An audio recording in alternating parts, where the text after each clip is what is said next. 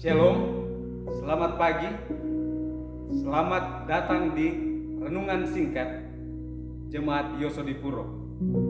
Judul pelajaran kita pada pagi ini yaitu 4 rahasia keluarga bahagia.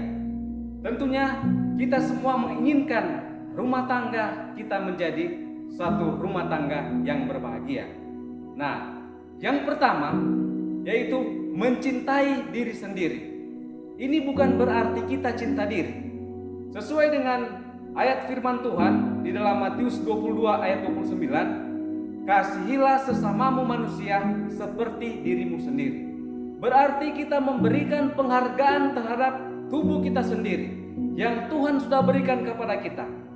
Dengan satu prinsip di dalam Kisah pasal 3 ayat 6, emas dan perak ada padaku, tidak ada padaku, kata Petrus, tetapi apa yang ada padaku akan aku berikan kepadamu.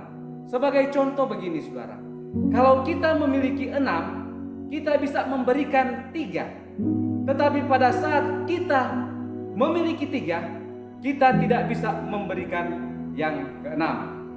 Saudaraku yang kekasih, mencintai diri sendiri adalah memberikan penghargaan. Kita memiliki kasih yang tulus kepada diri kita sendiri. Pada saat kita memiliki kasih, itu akan kita pantulkan kepada pasangan kita atau anak-anak kita atau orang-orang yang di sekeliling kita. Kemudian yang kedua, mencintai pasanganku lebih dari diriku sendiri. Nah, itu berdasarkan surat Rasul Paulus kepada sidang Efesus di dalam Efesus 5 ayat yang ke-28, bahwa hendaklah suami mengasihi istrinya, karena pada saat dia mengasihi istrinya, maka dia mengasihi diri sendiri. Di dalam buku Lukas pasal 10 ayat 29 sampai ayat yang ke-37, di sana ada perumpamaan tentang seorang Samaria. Siapakah sesamaku manusia? Siapakah sesamamu manusia? Sesamamu manusia itu adalah tetangga kita, baik yang jauh maupun yang dekat. Dan tetangga kita yang terdekat itu adalah istri kita sendiri atau pasangan kita sendiri yang harus kita kasih. Yang ketiga, yaitu mencintai anakku sebagai bagian dari diriku sendiri.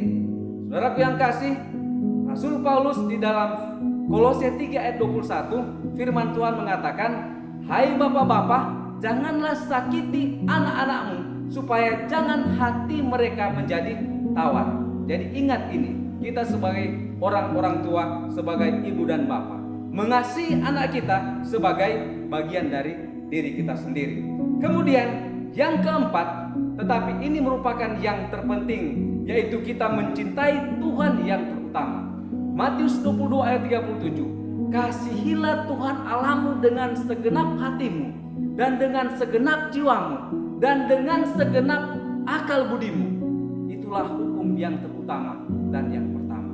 Dan hukum yang sama dengan itu ya adalah kasihilah sesamamu manusia seperti dirimu sendiri.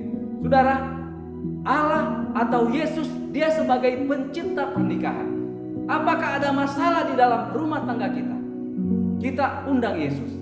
Di dalam buku Yohanes pasal 2, di sana kita melihat cerita tentang Yesus menghadiri pernikahan yang berada di satu tempat yang bernama Kana. Ada masalah kehabisan anggur. Tetapi pada saat Yesus hadir di sana, maka dia merubah air menjadi anggur.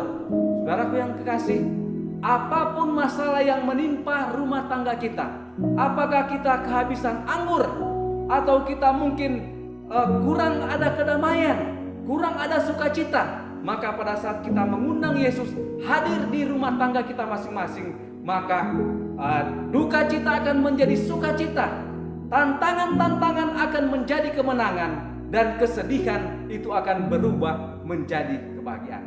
Pada pagi ini saya mau mengajak kita semua, marilah kita mengundang Yesus di dalam keluarga kita masing-masing.